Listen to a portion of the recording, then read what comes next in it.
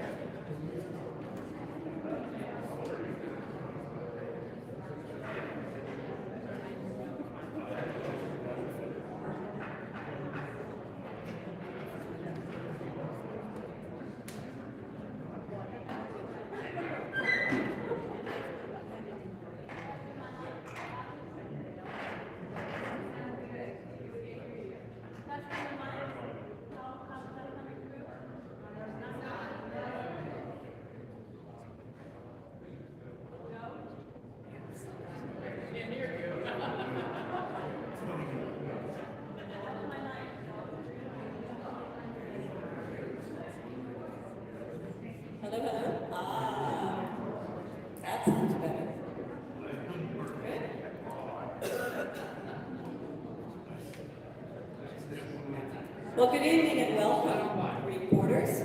Thanks for coming. I'm Heather Wolf. I'm a 22-year resident of the village of Greenport and really honored to be part of this dynamic election year. And I'm truly grateful to all the candidates for putting themselves forward. It takes real guts to stand for election in your own community. And they're all already winners in my book for doing so. I hope you agree.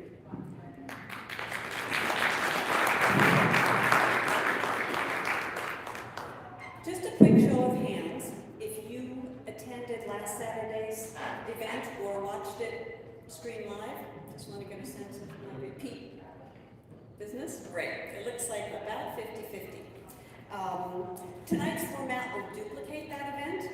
I will ask the first 8 or 10 questions of each candidate in turn. Tonight we've set them up in reverse alphabetical order. They went in alphabetical order on Saturday. And then my pre-planned questions will come to a halt, and we'll be very happy to take questions from the audience. We ask that you write them on an index card. Several have already been submitted, and Randy will come around with additional index cards if you want to submit them. Please try to stay within the remit of the village board, so ask things that they can reasonably control. District Trustees. And penmanship counts. If I can't read it, I can ask it. I learned that from Peggy, who had trouble with some of the entries last weekend. Alrighty. Lastly, I'm going to ask each of them to introduce themselves to kick off. I encourage you to applaud after each one, and then kindly hold your applause to the end. And, get the clapping going once again as they make their concluding remarks, so we can go quickly and smoothly. I believe that's it, so I'm going to take my seat and ask my first question.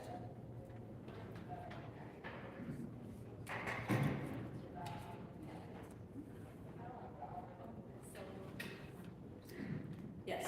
Anything that makes noise, if you would please silence it now, as a reminder. All right, super. Starting with you, Bill, if you please. Introduce yourself, highlighting the skills and experience you believe are most relevant for holding the office of trustee. Hi, I'm Bill Swiskey. Most of you know who I am and my history, so I'm not going to bore you with an opening statement trying to, update myself or anything. What I am going to make in an opening statement is, you got 5 candidates up here, all I personally believe to be honest and forthright. So listen to what they say and make your decision based on what they say, not whatever's going on around. Thank you.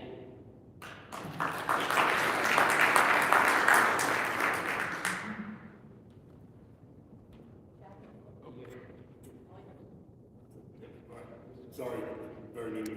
I'm Jack Martellotto. I've been your deputy mayor for the last 8 years. I'd like to welcome everybody here, all candidates. Guys, thanks for hosting. If you guys haven't been in here before, this is our auditorium. This is like one of the jewels of the school. It's amazing. You see like the inlays and stuff. They did a great job restoring it. Just an awesome place. I live in Greenport, obviously, right in Rome, 5th Street. I work in this building. All my kids attend here. I'm active in the community. Currently commander of the American Legion.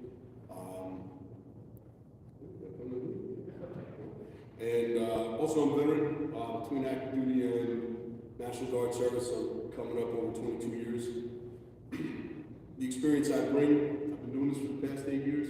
In the past 8 years, we fixed the entire electrical infrastructure, the vast majority of the sewer system, paved 3/4 of the roads. We fixed the sidewalks, we fixed the curbs, we put in playgrounds. We've upgraded facilities everywhere, and we've got plans to continue to do more, which, if I'm elected or not, will continue. But I feel like I've been doing a good job at this. I'm trying very hard to listen to the community, and that's why I'm up here today. I want to give you guys a choice. So, thank you very much.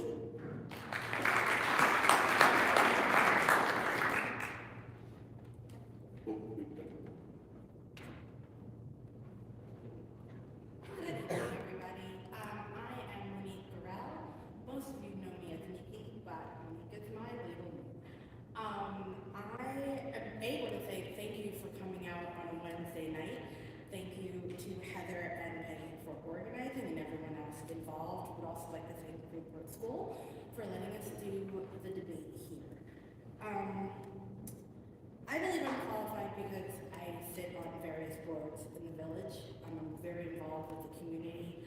Currently I'm on the BID and on the Affordable Housing Committee, but I have also partnered with CAST on, I partnered with CAST on certain presentations for the community, like the Hunger Forum. I also have had the wonderful ability to work at the library, where I was able to speak with everyone in the community from all different areas and backgrounds. So basically, my strong point, I can bring people together. I'm very good at listening, and I'm very hard.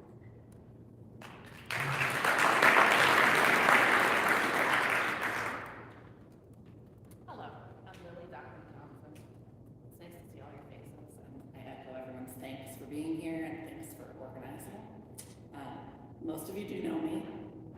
I went to school in this building, kindergarten through 12th grade. I think the last time I was on the stage in front of people, I was graduating. I worked for the mayor years ago, helping put together the grants for the carousel and the ice rink in Mitchell Park. I volunteered on the Dances in the Park Committee, Friends in Mitchell Park. For the last 4 years, I've been volunteering on the planning board. I've worked in libraries, at CAST, at various food and farm businesses. I'm a really detail-oriented person, and I think what I bring is that I see a lot of problems, big and small, that I think we can solve. My big ones are transparency, which I think the last couple of weeks we'd probably mostly all agree that we need a little more of. Having a long-range vision and a comprehensive plan, and then also engaging the community. I saw someone say that we can't just ask people what they want from their village, but I disagree. I think we exactly should be doing that. Yeah, I think that's it for now. Thank you.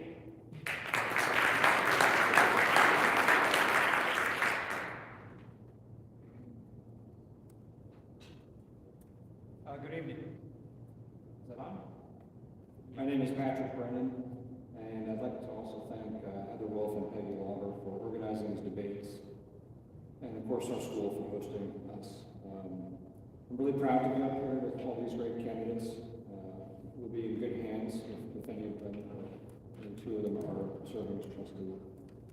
And I'd like to thank you all for coming tonight. There's been a lot of interest in the election, and that's really great for our village. I live and work in Greenport. I moved to Greenport because I was so attracted to the neighborhoods and the vibe of downtown and the fact that we have an actual working waterfront.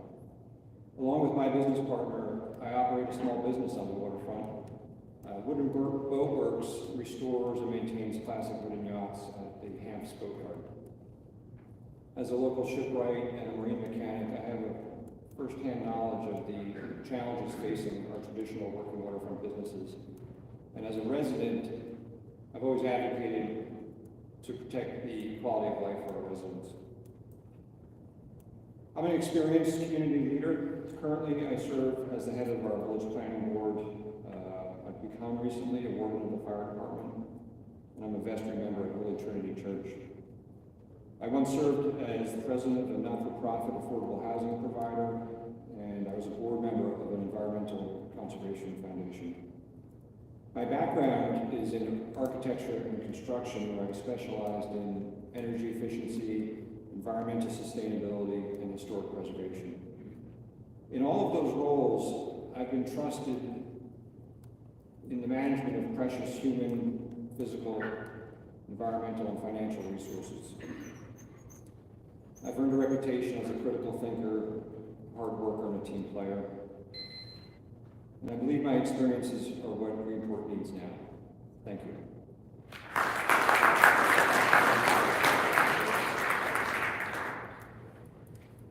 My next question is a multi-part question, and you're all going to get a chance, so bear with me. But I'm going to start with you, Bill. If I have understood things correctly, 4 candidates on the stage are on the ballot, and Bill, you are not going to be on the ballot? Are you going to run as a write-in candidate? Yes, I refused to sign the stipulation because I felt it violated my constitutional rights to even file a complaint about what's going on in this election. That was my personal choice. And if people want to write my name in, they can. If they prefer somebody else, that's okay with me too. Thank you for that clarification. I think that helps when they see the ballot, be it absentee or on the day of the election. On the bottom of any ballot, and the ballots are printed by the Suffolk County Board of Elections because we use their tabulator, all right, the town votes. In that tabulator, all votes go through, even the ones with write-in candidates, but the write-in candidates are going into the diverter on a machine. So they have to be taken out at election night and counted, which is something I haven't seen in previous village elections. I watch the tabulator, there might be 2 or 3 votes in it, but nobody takes them out and counts.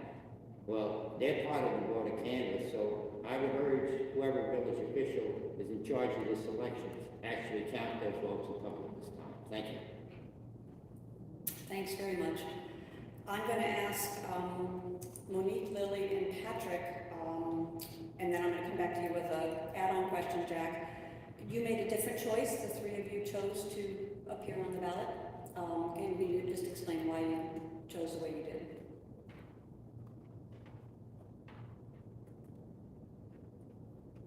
Yes, there were several amendments made to the original document that we were asked to sign. By the end, I don't think that my rights were taken away, so yes, I did sign. Yeah, my intention was always to be on the ballot, so that was my end goal, and when it was revised, I felt like it was worth signing so that I could be on the ballot, because writing in my name would be hard for anyone but me.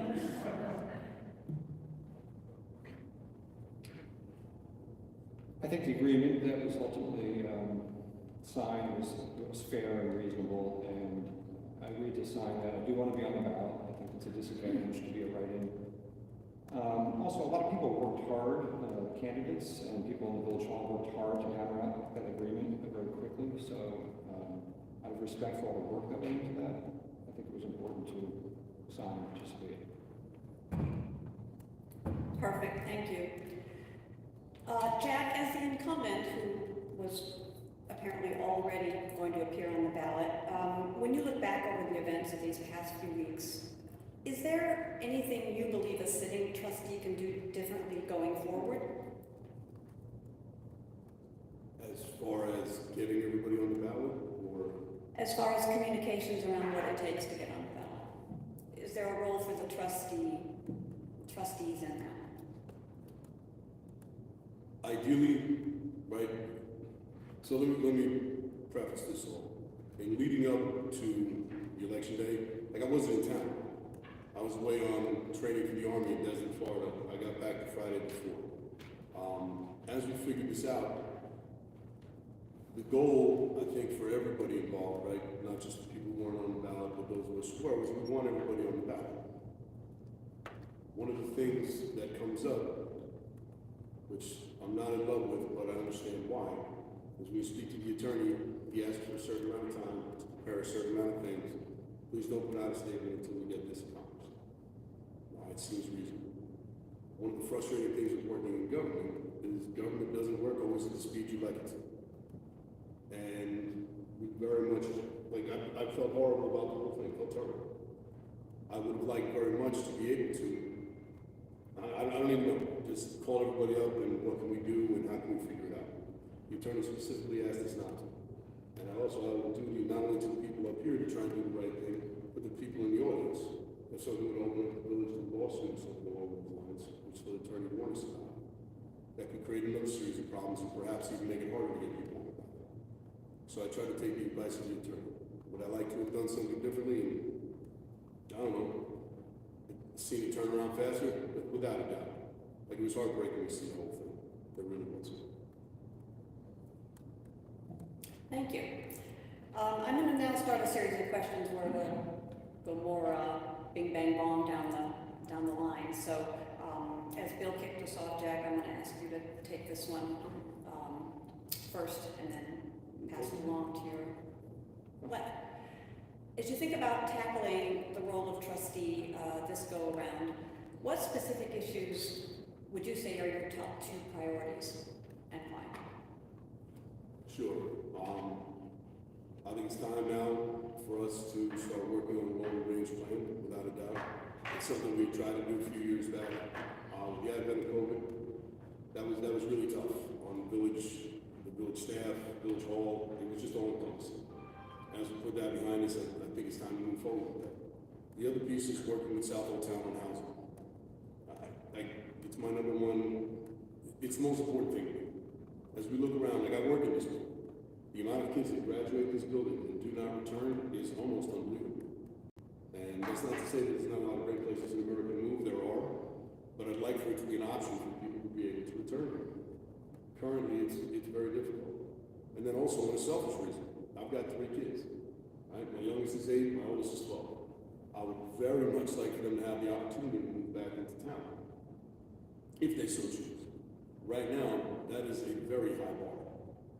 And I would like very much, like I said before, to be able to work with South Old Town to create some more affordable housing so our youth can stay here. Our biggest export, I've been saying this since I got ran the first time, our biggest export on the North Fork is our youth. They all leave. And I'd like them to be able to stay. Thank you.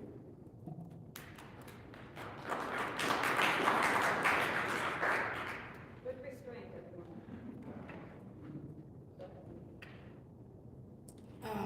similar to hopefully everyone else in this room, my priority is housing. If we can't find a sustainable way for both the businesses and the residents to live here, Greenport will not remain the way it is. We can no longer have people living in the fear of their landlords selling their property and then either being priced out or asked to leave, and the only other option is literally leave, let it be the state, or move upstate, or go down south. It's just not, it's not a sustainable way to live. I would also really concentrate on, other than improved communication, would be develop changes that reflect and respect both the locals and the businesses. There's a lot of, oh, they and them, and at the end of the day, the majority of us are all here for the same reason, because we love this village and we want to see it succeed. I'm going to stick with the priorities that I already mentioned and that I ran on 4 years ago, which are transparency and communication, because I think that is important for community engagement. It's important for health. It's important for all the big issues. Like if you're talking about housing, there's 5 affordable apartments still at 123 Sterling, that the process of how those would get filled was still never made clear. So I think those things are the basis. That's what you do first. The second thing is long-range planning and having a vision, and that includes updating the local waterfront revitalization plan that we have, but is very outdated. And again, I think that includes housing. That is a long-term plan for our entire village and all the important issues. Our working waterfront, how we have free and fair elections. Everything comes down to communication and vision.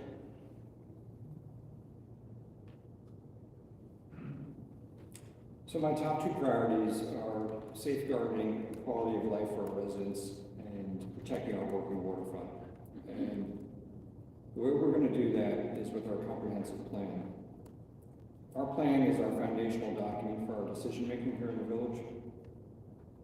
It kind of underlies all of the decisions that our boards make. And within that plan, we have to address our housing issues and our environmental sustainability. Thank you.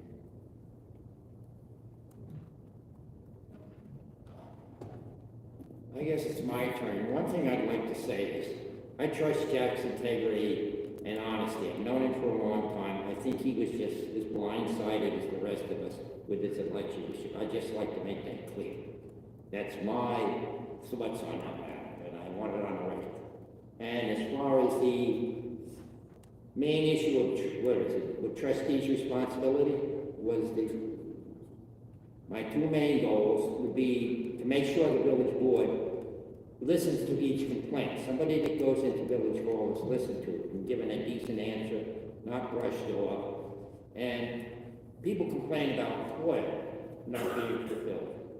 This is the New York State law on oil requests. It's actually a state law. And while the village is allowed up to 20 working days to respond, the law says basically, if you can do it quicker, please do it quicker. Now, you can use the 20 days, oh, I'm on legally, but that's not what the people want. Thank you. Thanks very much. My next question will start with Monique and work along. Just today, we saw a project that included some affordable housing withdrawn by the developer. So, working with South Hill Town to help solve the affordability issue sounds like something we shouldn't hold our breath on. I'm going to be a little provocative and say I can think of a few ways that we could handle it right within our own village limits. And I wonder your opinion on these. We could liberalize zoning laws so that we encouraged accessory dwellings right within our current property base. Tiny houses are a huge trend. They're all over. Even Airbnb has a whole section on tiny houses. We could allow them to be built in Greenport. We could flag pole lots like they used to 100 years ago. and build houses one behind the other. Another big bad idea, we could allow and encourage and incentivize second and third stories to be built on some of the buildings on Front Street. I'm thinking particularly of the north side, between say First and Third, where we could have a whole host of apartments go in. What say you to handling it within our own borders? At our previous debate, I had said that we need to think out of the box. This isn't a situation that will be one answer will fit everything. I do think it is necessary to involve Southwold because we're kind of one. I mean, on 6th Street, they own one side of the street. The fact that we don't have communication with them almost every day is a little silly, but for example, I know the property owners are speaking that the developer backed out. Honestly, do we want basically a room that's the size of a queen-size hotel room to be someone's house? Is that something that most people, when you are allowed to rent a house, you're proud, you'll keep it up. Having tiny, basically a room, I don't think that's the dignity that anyone should have to be asked to live in. But yes, we should be thinking out of the box. There should be tiny homes. People, given once our codes are enforced, yes, people should be encouraged to build small, accessible buildings where allowed and where approved.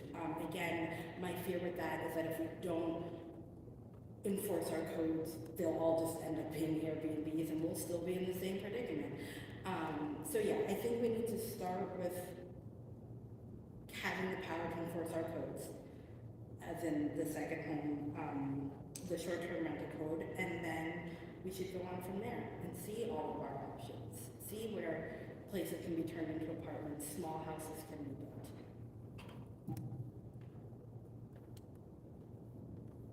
Yes, I think we should do all of those things within our own borders, accessory dwelling units, apartments downtown. But I also think echoing what Nikki said, I mean, we are a tiny square mile within a much larger community. So we do need to be working with that larger community, especially now that there's a community housing fund and that we can access that money. And, you know, the borders don't really matter. If you need a place to live, you're still in the Greenport school district. I think another thing we can do is use our sewage people accessing the sewer as leverage. So also echoing what Nikki was saying, we need to plan for what we want. So if a developer comes and we maybe can give them sewage, but we need to say, this is actually what we're looking for. We'd like little houses, we'd like whatever it is we figure out. And we say that and then we get closer to what we actually want. So not to keep banging the same thing, but I think having a plan, again, that includes all those things, makes it much easier to say yes or no, or say, this is how it could work. Yes, I agree with your premise. I think we can create our own housing solutions that really work for our village. I have a couple ideas how we would go about that. I think we should formalize Trustee Robbins' ad hoc affordable housing committee and make that a commission in our village that has an advisory ability. We need to avail ourselves of funding opportunities and professional guidance and consider partnerships. We have to work with a regional mindset, the town, the county, and the state. We also have to attract experienced and responsible developers. And most importantly, we need to leverage our infrastructure to encourage appropriate solutions, attractive solutions. We need to get more than just a fee and new customers out of our sewer plant. This is a great carrot, a great opportunity to attract developers and work with them to create solutions for us. Thank you. Is it my turn? Well, the North Road project was basically killed because they couldn't present a sewage treatment plan to the town. Now, the money that the village was seeking from them, I felt was half what we could get. So we just can't give it away, so that's why I opposed it. signing that contract, for the record. Second, the people up there basically didn't want this project in their backyard. Yet some candidates proposed that we solve that problem by allowing my neighbor on a 100-foot lot, or me, to build an accessory apartment in my backyard that I don't want or my neighbor don't want. So that's a little bit of hard reality. It's not my backyard. And if you ask most of these folks here, I don't think they want a little apartment in their neighbor's backyard. I could be wrong about that, but that's my opinion. Affordable housing starts with the town, which, in my estimation, has done squat. And now there are 1,000 voters in the village board. If we all pressure the town, maybe they'd make some land available for a housing project, such as Cedar Fields right up the road here, when years ago in the 90s, 90-some houses were built there. Another project was in Salvo, I think that was another 70 houses, individual houses that young people could buy. That's possible, but only if the town cooperates. Other than that, we're dead in the water. Thank you.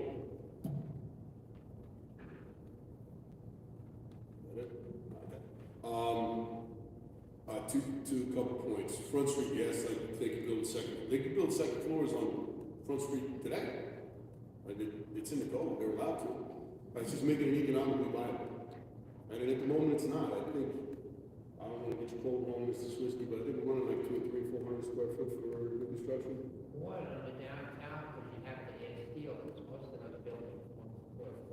So, I mean, you're just building a structure that's so expensive that how you gonna, I don't know, the economics are difficult to balance. Right, as far as like putting tiny homes in the backyard, okay, you know, I'm fine with I'm for housing, right? So you want to put accessory apartments in backyards, that's okay with me.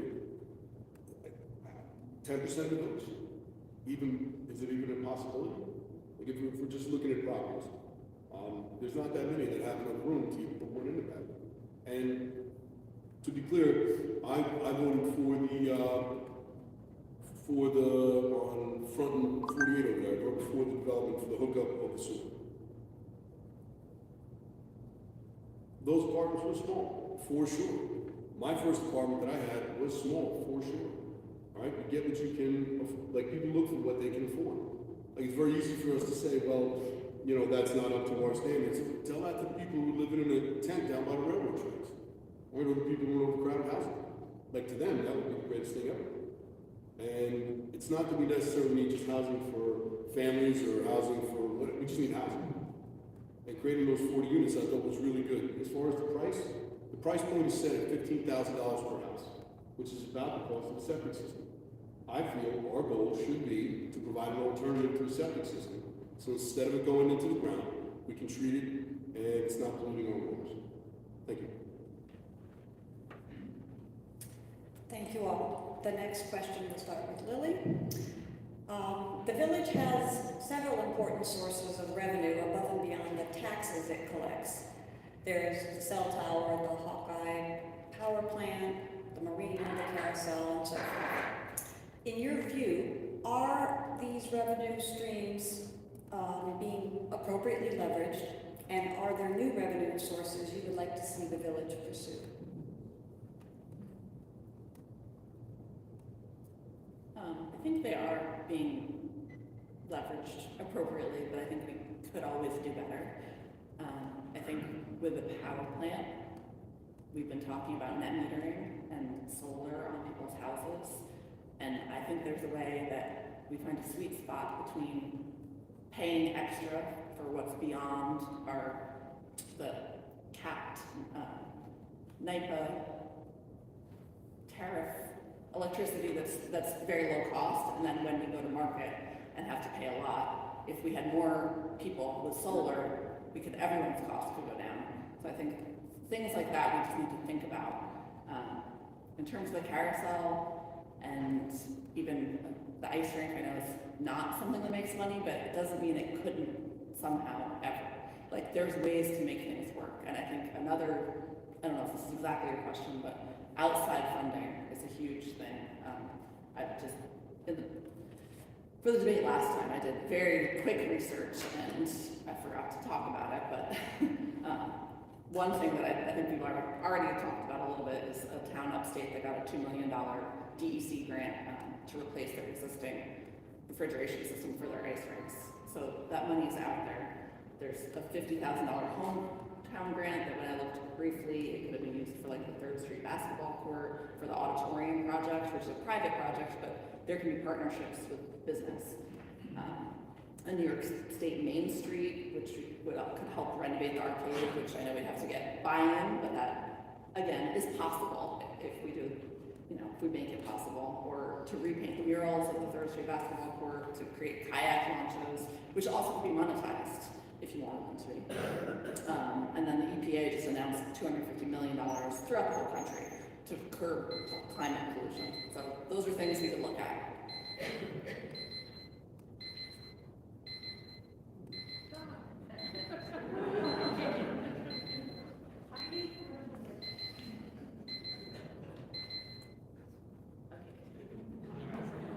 Thank you. I think we could do more to increase the revenue from our fees, fines, other types of impact fees and waivers that the village currently does. For example, I think the payment in lieu of parking provision, where we can waive parking requirements for a one-time fee, I think those fees are set too low. I know that there's been a real concern by the trustees and the mayor to make sure that fees aren't too high to discourage mom and pop businesses, small business owners, and that's a legitimate concern. But I still think that those fees are way too low for a one-time payment that provides parking in perpetuity or waives parking in perpetuity. I think we need to balance our fee structures against the cost of providing effective enforcement. So one of the common refrains is that our enforcement is not done well enough. And we have good people working in the village hall that are working very hard on this, but I think to some extent we're understaffed. And if we can push some of those fines up, we could probably afford to increase our enforcement a little bit. We also need to look at grants from outside of the village. So I believe at different times there have been consulting grant writers working for the village. I'd like to bring that back. I want to use the fire department as an example. I was very fortunate to be working with some great people at the fire department, specifically Mr. Bob Jester, a longtime member of the fire department. We're currently pursuing a grant to secure funding to buy a new boat for the village. It's going to be a fire and rescue vessel. And our idea was to try to fund this entirely from outside the village so that it didn't increase the taxes or put a burden on our village. And it's not a done deal by any measure, but it's been I'm very optimistic, and Mr. Jester's done most of the heavy lifting, but he set a real example and a good model. Thank you. Could you repeat the question? Was it about revenues from the power plant and? Yeah, just all the various revenues that the village collects beyond tax. Do you think any are under leveraged, could be taken advantage of, and can you see any new revenue streams? To set the record straight, we buy no power from that power plant. We get it through the what's called the ISO upstate, arranged through the Power Authority of the state of New York. Plus, that power plant not only pays a significant amount of money to the village in taxes and leases, it also pays taxes to the town south. And it's probably the biggest taxpayer in the Greenport School District. Believe it or not, money from them supports this school. So, to me, that's a non-issue. As far as sewer fees, I would say if you're building a store, you pay the full $15,000. If you're building something like Iconic Landing, which we gave them for $750,000, they should have paid $1.5 million because it was a $20 million project. And that's for $750,000 is going to stop that project. Now, as far as affordable housing, you can make provisions in the way you charge that if you're building affordable, you get half or quarter price. And the stores in that development pay full price, which should have been the case on the North Road. Also, one other thing that I'd like to mention that I've forgotten in the previous question. I know a person that wanted to build on 2 legal lots, subdivided, confirmed with the county, and 2 houses, and the village gave him such a hard time every time he went into Village Hall, that he got frustrated. It's what's going on in Village Hall. And they agreed they were gonna have a meeting on zoning, on subdivisions, to seek to clarify it. They never had it. So, something's wrong. Thank you. Got it. All right, so the question was to make sure, are we using our revenue-making assets to their full potential, or something along those lines? Okay, sure. So we've got a few things in town in the village that make some, right? We got the campground, we get some fees from the radio tower, we get some from the water tower, no, just the radio tower. We get something from the Hawkeye Power Plant. We get some monies, we certainly do, right? I would say, look at the taxes. They remain basically flat. Greenport Village taxes have to be among the lowest in Long Island. And we've been able to do a tremendous amount of stuff in the last 8 years. We brought in nearly $10 million of grants. In addition, we did a contract with Hawkeye, paid the village an annual rent. We also did a contract with PSC&G. They dug a trench down Front Street in front of my house on 5th, and that ended up bringing the village $1.5 million. So we've been looking to outside sources to help us as much as we can. And something that keeps coming up, this is something I learned, and so you guys understand, like my thinking, right? People keep bringing up the ice cream, and there were grants upstate to dig down under and, create something more permanent. You have to make sure that you're eligible for a grant before you get it. I don't know if everybody's familiar with Mitchell Park was before it was Mitchell Park, but I highly doubt that they're gonna let us dig down 3 feet there and start putting in some refrigeration. That was a fairly polluted site. So it's trying to find the right grants that'll help us. We're currently looking at getting a $3 million grant to redo the ferry quay down for the Shelter Island Ferry. Kind of make it more like Orient, where they line up and redesign it. It's all on the website, it's beautiful. But we are going to reach out, and we will continue to reach out for you guys, because as part of affordable housing is keeping the taxes low. Thank you. Oh. Yeah, there it goes again. You did it. Wow, that was very informative. Thank you. No, not at all. So it looks like we do get grants. Maybe we need to expand and bring back the grant writers who are helping us. That would probably lift a load off of the people who are in Village Hall currently looking for grants. I do think that something needs to be done with the ice skating rink. Maybe it's not digging 3 feet down, but there has to be some technology out there that we can use that would make our ice skating rink viable for more than 5 days a year. That would be a pretty good money revenue. Everyone talks about it, everybody loves it. I'd like to take a look at the marina and then the amount of money that we charge these giant yachts to sit and live there. But I honestly think it would need a deep dive into the budget and seeing where everything is exactly going before making any move. Thank you. My next question, we'll start with Patrick. Several of you have mentioned our youth being able to stay here, live here, afford to buy homes here. That implies that we have real jobs that earn living wages. And at the moment, we're sort of a seasonal service economy, if you look at the jobs, especially for younger people. I'm wondering if you have any suggestions, ideas for increasing year-round living wage employment here in the region, if not just the village itself, and could that be tied to the working waterfront, for example? Thank you for that question. Yeah, clearly housing and jobs are both critical to keeping young people here. I think that Greenport is well positioned. It would be a great place to do a marine trades technical training school. I worked on this with the school superintendent, Gambrell, a few years ago before the pandemic, to try to bring a program like that to our current shop class here. And there was a lot of community support, a lot of interest. It made sense for our marina operators and boatyards to try to train people locally within our community, people that have a foothold and they have housing maybe with their family. And we don't want those people to move away. We want to create well-paying, satisfying jobs that they can contribute to our community right here.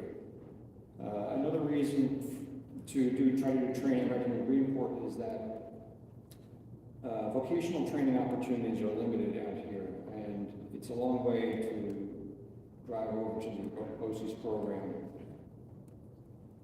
And I think that discourages people. And so we need to kind of hold up the value of vocational training. We need to create new opportunities. Not everyone is interested or has the ability to go to college. College debt right now is crushing people.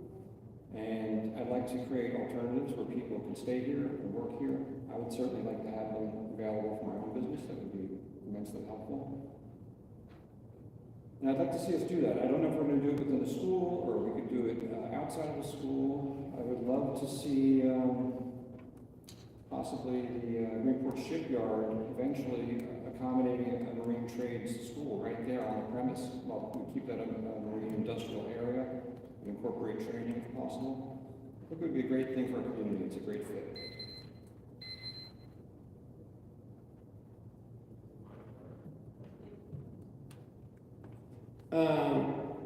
Most people have to realize jobs that pay like $35 to $50 an hour are usually bang jobs. Like you're constructing something in a factory, you're producing something. It's like they're going to be noisy.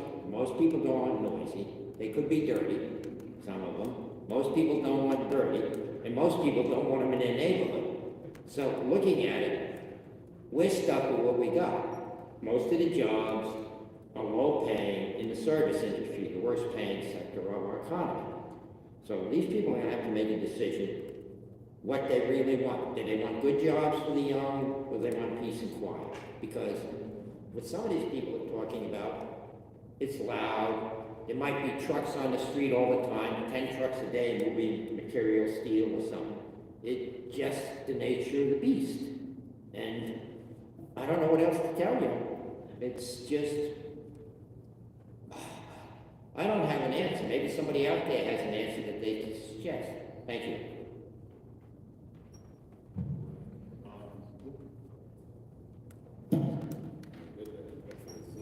All right, so you run point is unbelievable. And I think there's a couple of things that we are doing, and I think there's a couple of things that we can do. If you look at the major employers out on the North Fork right now, especially in Greenport, we have a hospital within our borders, right? If we look back about 25 years ago, there were 2 doctor's offices within the village borders. We look now, there's well in excess of 15. All right, those tend to be good paying jobs. We also have at least a couple of retirement homes, assisted living communities, the stone's throw from the village, right? So those, again, are year-round jobs. And they have the potential, some of them, to be quite high paying. I think we need to partner with local businesses, and I think we need to partner with the school.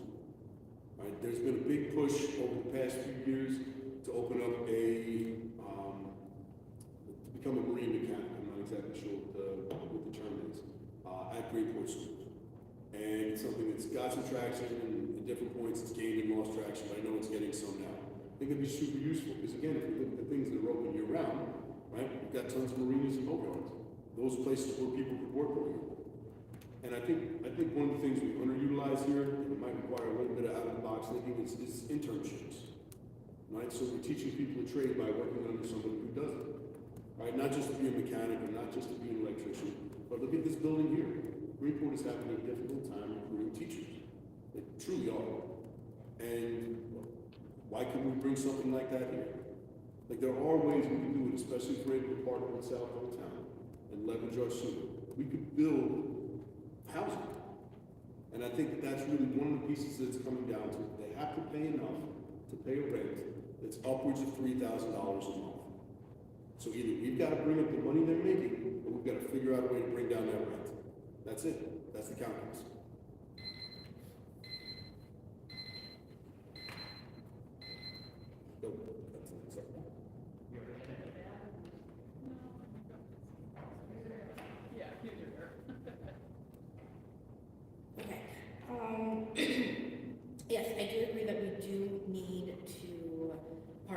schools.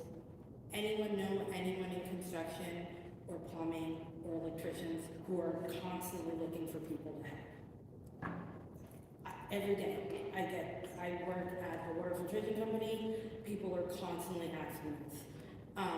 So yes, there needs to be a reboot, there needs to be a bring back of vocational jobs. They're good paying jobs, they could easily pay around $3,000. There are just ways that we need to bring it back into the village. Like the nurses, everywhere's looking for nurses. Where do they live? Up Island. If we're worried about our parking, we're worried about our environment, we need to have them here, or at least closer. So we do need to partner with the town to help us with the housing. Again, it always goes back to housing every time. And given that we are on the water, it should be marine-based. But adding in, let it be boat building, let it be house building, and vocations like that. I think keeping our working waterfront maintains the character of Greenport, and so that's why it's important to all of us. I grew up around the corner from the oyster processing plant, and I remember when the whole town smelled like fish, and you'd go to the bank on a Friday night, and people would be in their boots, and it would smell like fish. And, that's not going to come back exactly, and there's, some parts of it we don't really want to.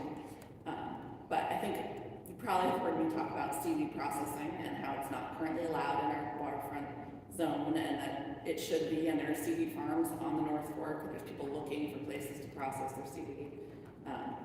So that's one easy fix. The other thing is there's so many related marine businesses that aren't exactly, they're not the fish processing, but they're the people who outfit boats, and like those businesses are hiring, and those are local young business people. I also went to school with so many people who work on the water, they just don't do it here, but there should be ways where we can use our shipyard and our harbor to have a little bit more of those like good paying real marine jobs. Housing definitely is an issue, but I think you do both things, because if people are making enough money, they can find housing, and you try to also create housing that people can afford.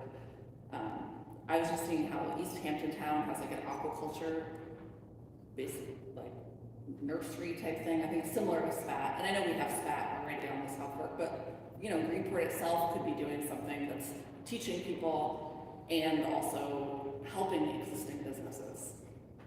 Yeah, I think that covers it. There was a suggestion, I think, from Mr. Trustee about the nature of these jobs. I didn't quite follow, maybe the dangerous or dirty or not paying well. I can tell you, as a small business owner, I employ about 10 people year-round, and we're busiest in the winter. We're busy right now. It's a year-round profession. I employ very highly skilled technicians. They're very difficult to find. I hire people from all over the country and from around the world. These are well-paying jobs. They certainly don't pay well enough to afford to live here.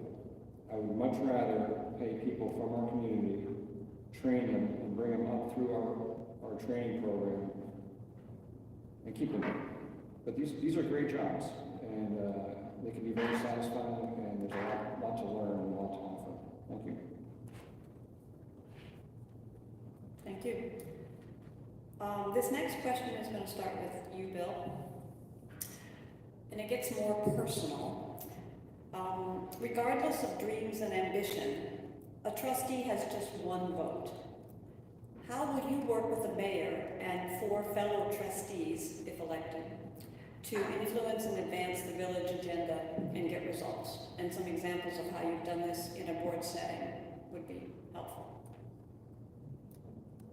Well, the board, and get this, people may not know, but any trustee can place a motion on the agenda at any time they want, and then the board has to consider it, okay? For me, I would do research first, and if I took a position, you can count our research. And if I strongly disagree with a position, then I'm gonna vote against it no matter whether it's go along to get along. That's my philosophy in life. If you believe in something, fight for it. You can, if maybe you compromise if you have to, maybe the other fellow compromises, but that's the way it works, you know. They can say, oh, you're being disrupted, but then the work doesn't get done. In other words, I know from personal experience, to get that playground at the end of Fifth Street, then I had to fight with the mayor and a couple of other people, and people were calling me a crank, but the playground got put in, did it or did it not? Thank you.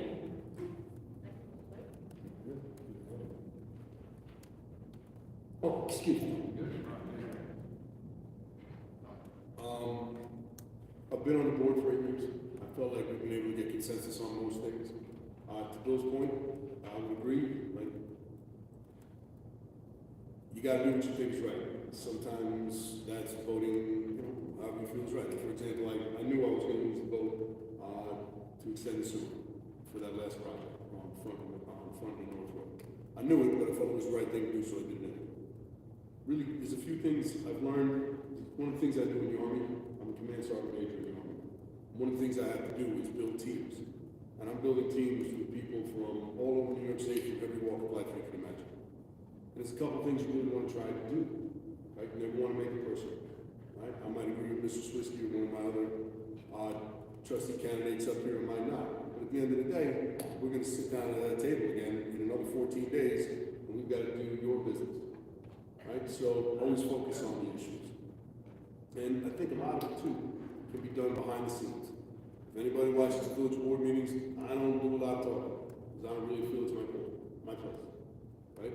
I feel that I, as a trustee, trying to work with the other trustees on hours that do not include being televised, to make sure that we're all kind of on the same page. I feel like we all kind of do that. We work well as a pair together in the room. I feel that that's super important. And last but not least, I feel like you gotta listen. And again, I'm not going to agree with, I haven't agreed with everybody at all times by any means, but you got to hear them out. You know, you got to give people their due. They're up here, they're representing somebody else might be up here representing a different constituency, but we're all representing our neighbors. And I think it's super important to listen, to hear what they have to say, and make your point as strongly as you can. Thank you.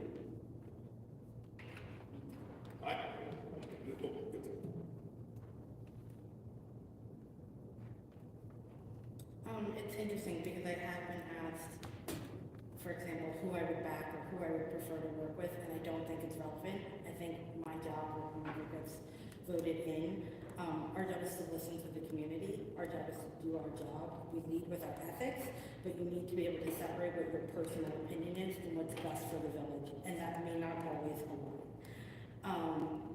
I do think, you know, if you need to know enough to listen to what everyone has to say and take their opinion into your consideration, but you also need to follow what you've researched, what you've learned, what the village community has to say. I have been, again, a part of many boards where we have to make a lot of decisions, and I think I've always voiced my opinion, and I fight for what I think is right.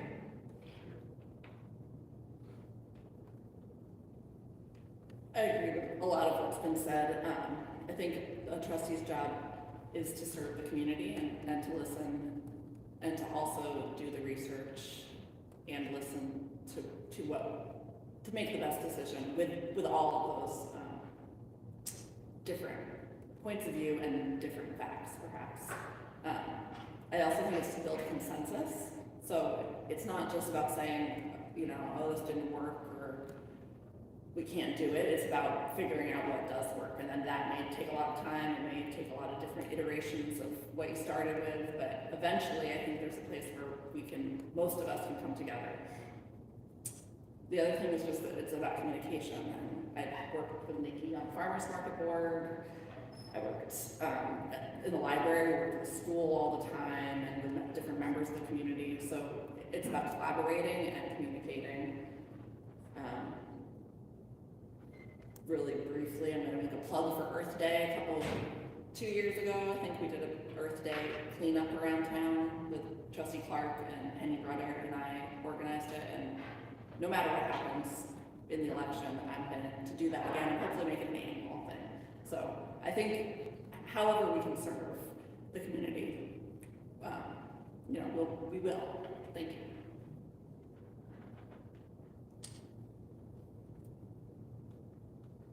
I'll use the skills that I've used my entire adult life. I've served on many boards, committees, different companies.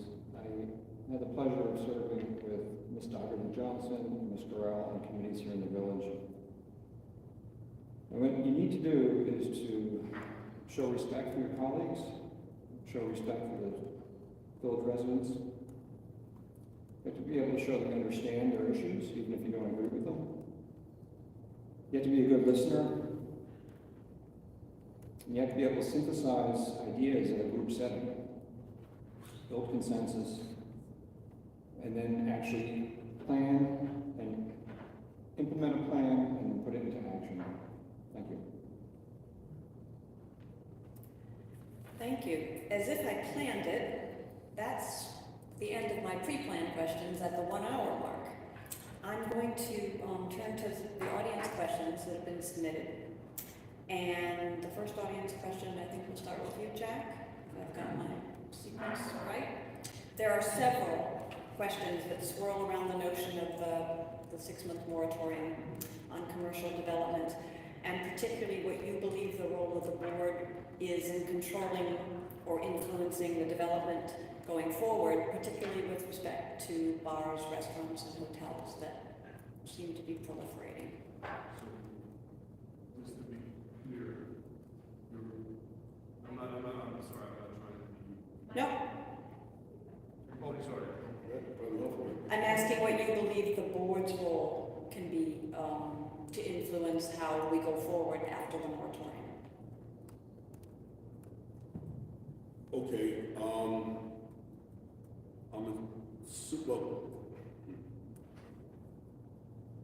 the village board is in charge of making codes. That's what we do. So we have to come up with the appropriate codes, appropriate areas to try and shape what we would like to be downtown. That is the village's role. I feel that the moratorium, and I think the question is kind of asking about the LWRP, that's what it seems to be tied with. And I just want to be clear, like, the two are very different things. Right? The LWRP is a very important document. Right? It hasn't been updated in a while, for sure. And it needs to be. It will not be updated in 6 months. It will not. Right? We'll work towards it, and we'll make some ground on it, for sure. But I think the last time, if I'm not mistaken, when it was done in here, it took upwards of 2 years. So, the village board can and should make code changes. I feel that there are a handful of fairly simple code changes we could make in the downtown waterfront commercial district that would satisfy a lot of people's concerns. I am. Short of that, again, I cannot stress this enough. The LWRP and the moratorium have been married for, I don't know why, but they should not be. We should look at what we're trying to accomplish. This might give us a little time to focus our attention, but the moratorium will be lifted before the LWRP is done. So we have to walk and chew gum at the same time. Yes, work on the LWRP. Yes, get the groups together. Yes, try and develop changes. But we also need to look at what code changes that we want to make specifically in the shorter term, and we need to address those. Thank you.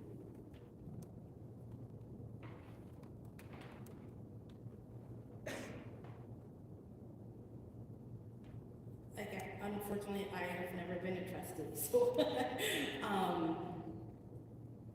but I do know that the village trustees and the board do write the codes, and codes like, second home rentals have to be improved. Our codes for building permits have to be improved. And that should be happening sooner rather than later. Because again, I do think that LWRP sets the tone and guides us, but if we do have to wait 2 years, I'm afraid that it'll be too late.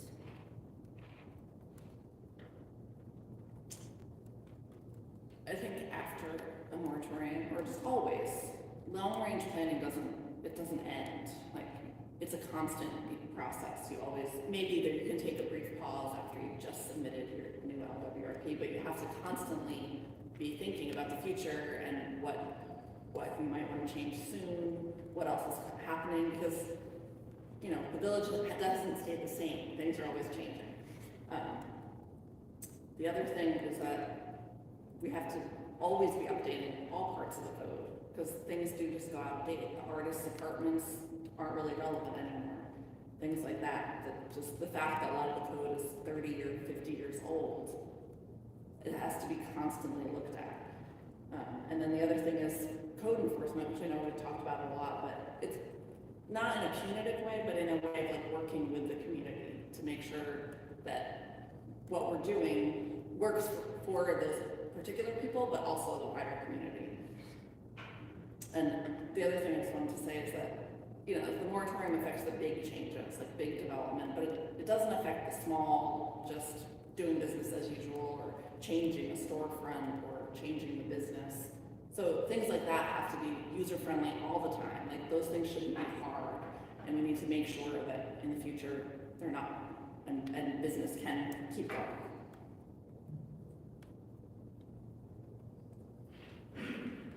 Well, I think it's our job to engage the community. That just takes a tremendous amount of time and energy. We can engage the community with or without a moratorium, and then we have to build consensus on the board prior to attempting to pass legislation. We've seen it in our current board over the past 2 years, attempt to pass legislation, and there's a lack of consensus, there's public outcry, and things aren't going to pass. You got to get to the community first, you got to build a consensus, and then the legislation will pass. And then you have to enforce it. And I have to agree entirely with my colleague here, this has to be done all the time. We have to be updating our comprehensive plan and our codes on a regular basis. There should be a code committee. It doesn't need to come and go every 10 years. We should have a code committee that is looking at these things all the time. And we should put our comprehensive plan, our LWRP updates on a regular schedule so that we don't get behind. Thank you. About the moratorium, first of all, this process is going to take 4 or 5 months just to get the local law in place to institute a moratorium. So our whole town basically has 3 moratoriums they're working on. They're going to be in place in less than 2 months. So what's going on with the administrative staff and our lawyers that they can't get this done? Instead, we institute a pause, and I can't find any place in state law where they're allowed to institute a pause. It's being challenged in court, I heard. I can't confirm that. But the pause itself is being challenged as being illegal. But the point is that, you know, this moratorium could run through the summer. Nobody's going to come here and invest big bucks, say in July, say in May, and he knows he won't even be able to do what he wants till the end of September. You know, we have to remember, the people coming here with money are savvy businessmen. They're not just going to throw money in the ditch. No citizen here would do that. So I don't know about this moratorium. As far as code changes, I know individuals, like from the ZBA and whatnot, have suggested many code changes to the village over the years, and they seem to die in Village Hall. And one thing I think that I'm seeing is our attorneys are running this village, not our village board. Thank you.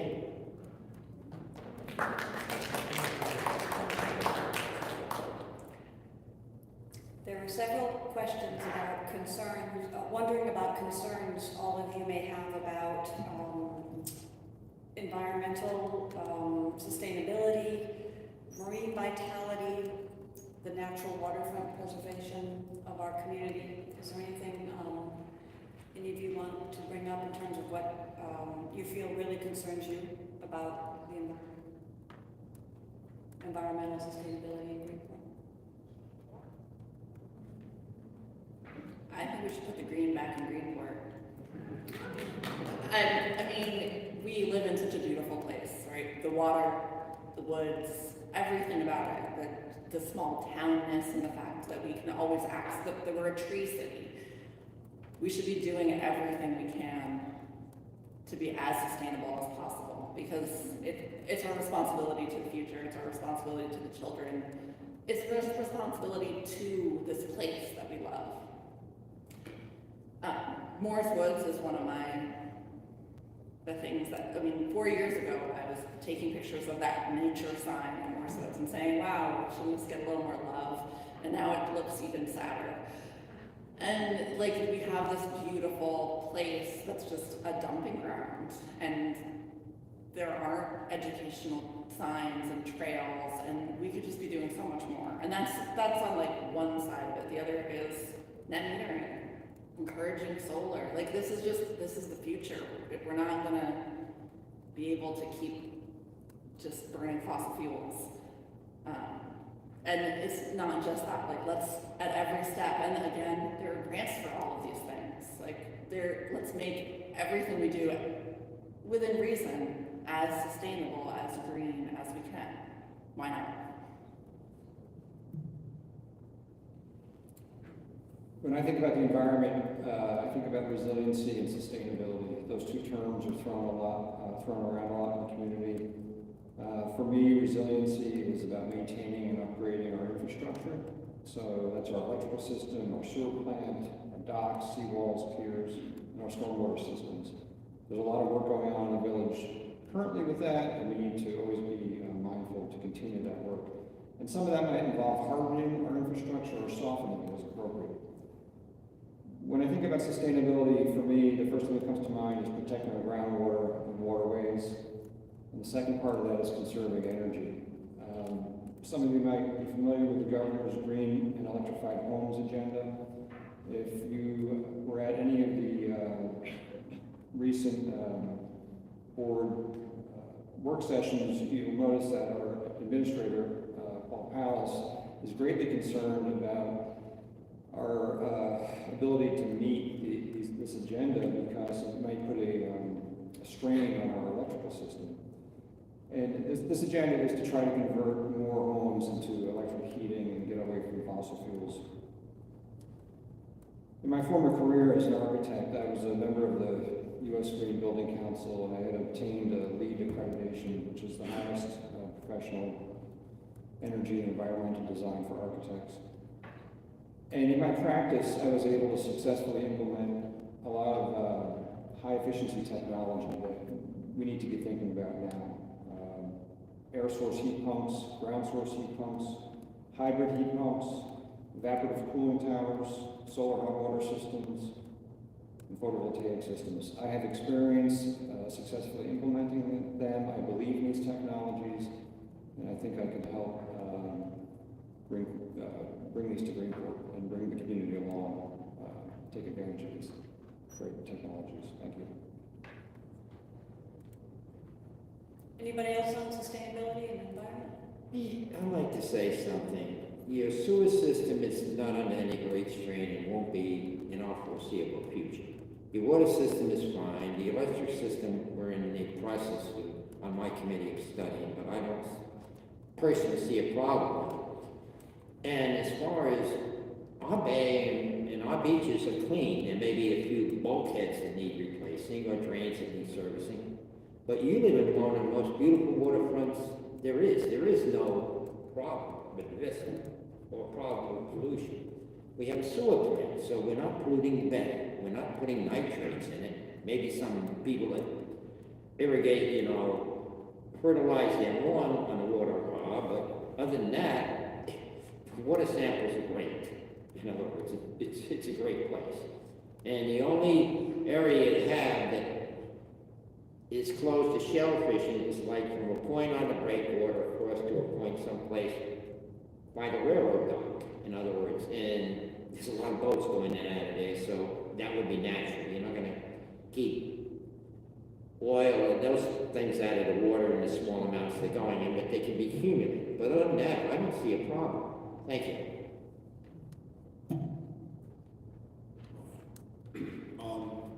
You guys, I don't know if you know or don't know, I'm a science teacher here at Greenport. And I think I kind of want to echo some of the things Bill said. like, there's always room for improvement. But in the town, like, we have a tree committee, right? We've got trees on every block all over the place. It's beautiful, provide shade. We studied and are trying to figure out how to get grants for Sandy Beach sewer extension. Right, the only place in the village that is not hooked up to the sewer is Sandy Beach. Right now, I think the bill's about $1.5 million. We're trying to figure out how to bring that down. But that'll be the last people within the borders of the village that have a septic tank. So we're doing a really good job on that. As far as like power, like green power, absolutely super important. You all have green power now. Your power comes from the Niagara Falls Power Station. I forget the agreement is, but. So, I mean, we get that now. Can we improve upon it? Yes, but we're in a unique position. Like that, that's kind of where we sit at the moment. As far as like our infrastructure, we have spent in excess in the last 8 years of $5 million redoing every piece of the electrical system. Those of you guys who have been here a while, right, we used to have real problems with it. When I would coach the football team and they would start up the generators over there for the power plant, I'd have to stop practice because the amount of smoke that came out of it was unbelievable. I used to think there was a fire. Right? Now you guys don't even know when they run. They run every month. Right? We don't see it. We've changed it all the way down to the wires and the bolts in town have changed. So we've made some major improvements there. Moore's Woods is something I would like to see improve. Before COVID, we were sending 1 day a week, we were sending a machine down there with a couple of guys, and we pulled out a lot of stuff. Boats, cars, generations of garbage back there. You guys might not also realize right behind the high school is the old dump. So some of that stuff has been back there for eons. So we're working on cleaning it up. COVID slowed us down, but there's work to do, but I think we're in a good spot. I think we should be taking a proactive stance and not a reactive. So while it's great that things have been improved, are those improvements, how are they impacting our lives 5 years from now, 10 years from now? Will it still be green? So yeah, we need to improve. We need to have garbage taken away. We need to educate everyone. There needs to be science. So yes, I do think we have a lot of work to do.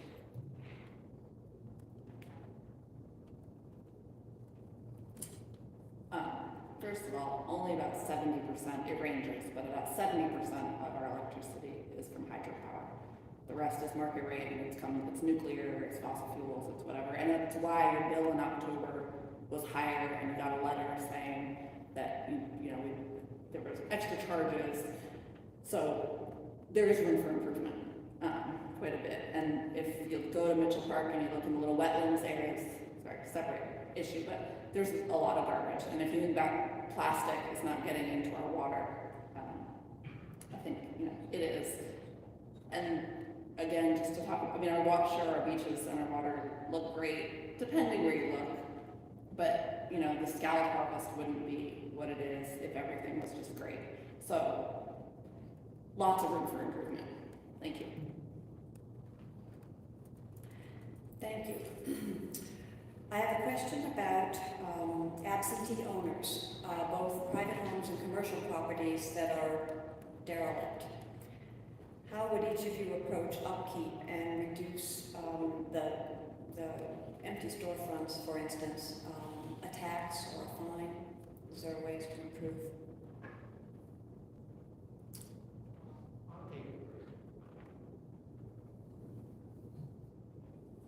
First of all, I counted the empty storefronts. There ain't that many more than usual during an off-season. One place I know, in fact, 2 places I know have been taken over, and new businesses moving in, they're not open yet. So that's the natural business cycle. The thing that worries me is, if I rented or rent a shop in the village right now, say to sell, balloons, I'd have to go through the process of getting permission from the village board because of the pause, then the planning board, and if I started now, I might be open in July. Now, does that make good business sense to anybody that's ever been in business or managed a business? It doesn't to me. And can you tell me what other comments you're asking for, or because that's what I got out of the question.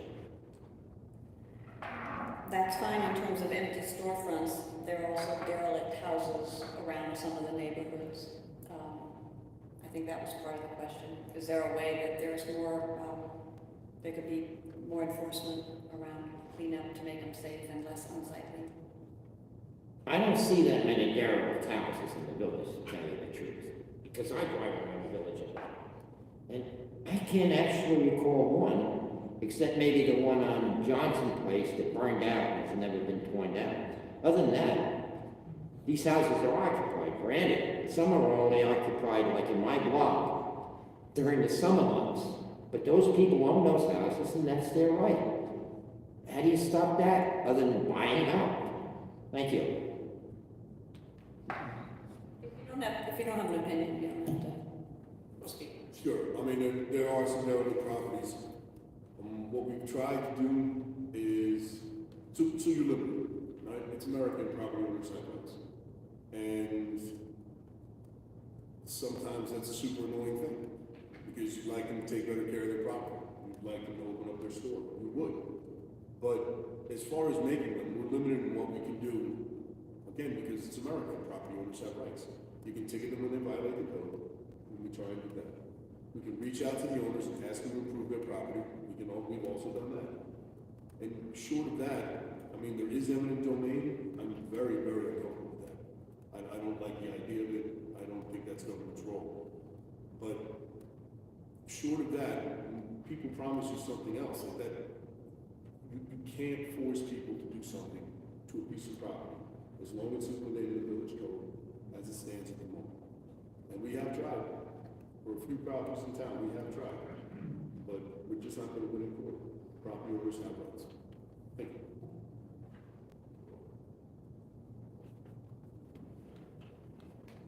I don't think there's an easy answer for that. I do believe that the trustees do have an obligation to try to put all of our properties into productive and appropriate use.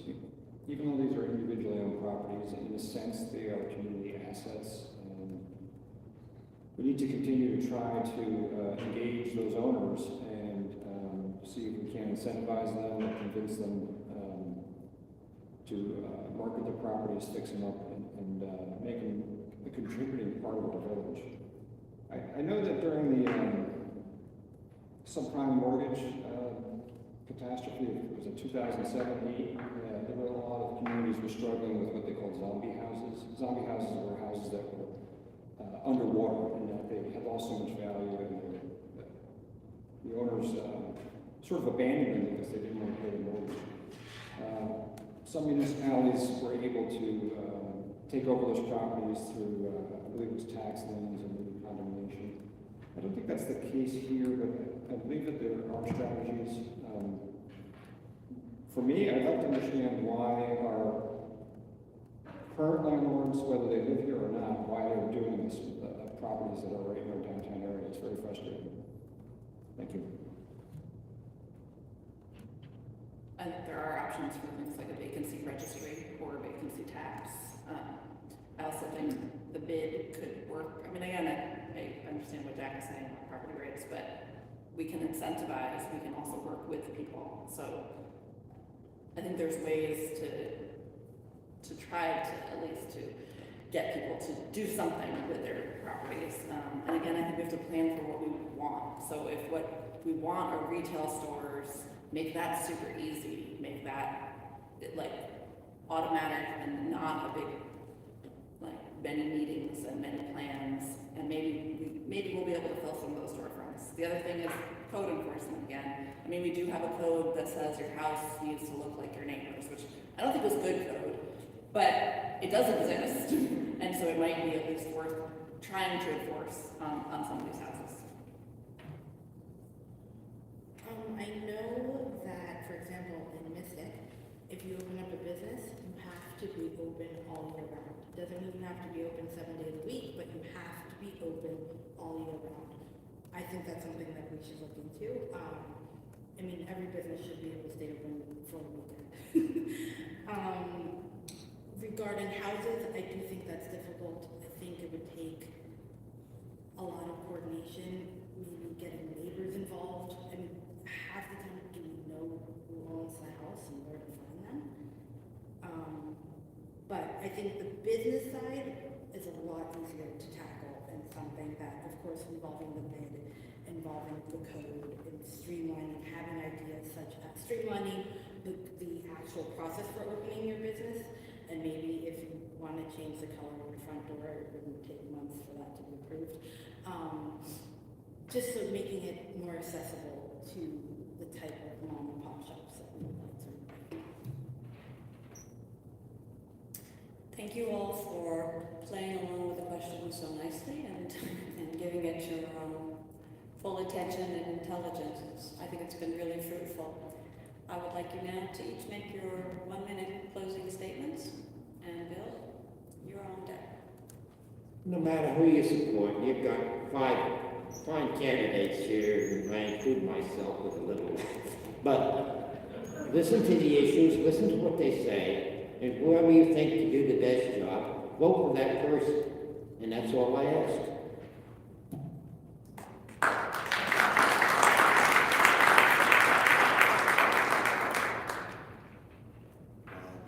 To echo Bill real quick, thank you guys all for coming. The first time I ran for trustee, there was, actually, you were in the audience? Yeah. And then like 2 other people, right?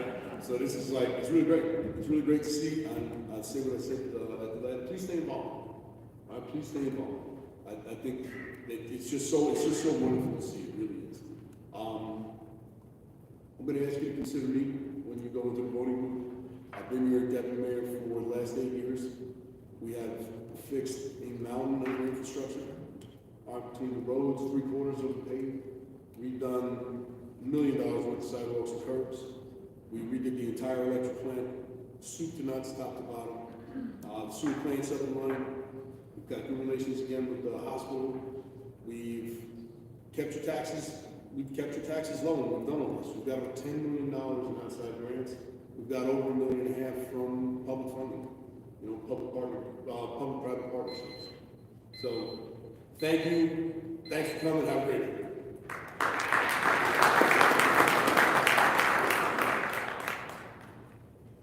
It would be an honor to represent our diverse community. I would be dedicated to you all and confront each challenge with courage.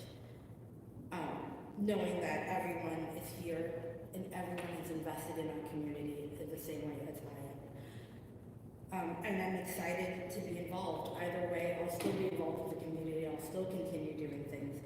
And so I just want to thank everyone for coming out and spending their Wednesday night with us. Thank you.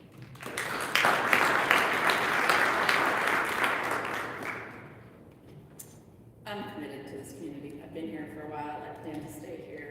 I would love to help solve some of the problems and try to build a consensus that I think we do really have. No matter what happens with the election, I will still try to do that. I will still try to communicate and get information out to people as much as I can. I will still work for fair and equitable elections in the future. And I do ask you to vote for me. I also, on this International Women's Day, ask you to vote for women because we haven't been well represented. We're not in leadership positions, and you haven't always had the chance to vote for women. And just thinking about this, look who organized all of these debates. And thank you. I already took birthday, so look out for info about that, and thank you all for coming.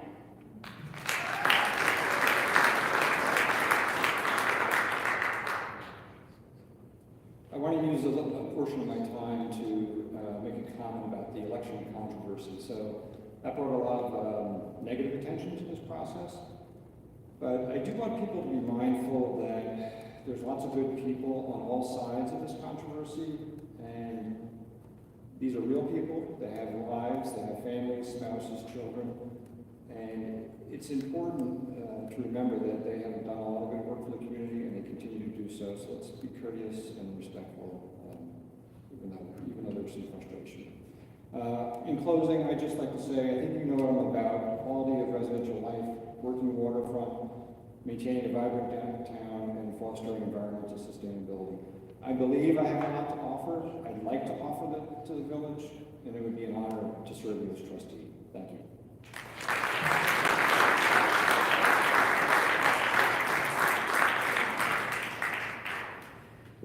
finish with where I started. I think these are all winners and have given us a great sense of who they are tonight. So a huge thank you to all 5 of you. I guess that's it.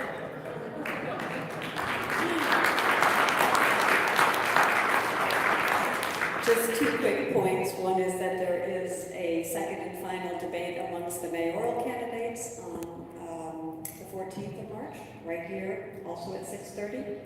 And of course, the election itself on Tuesday, the 21st of March.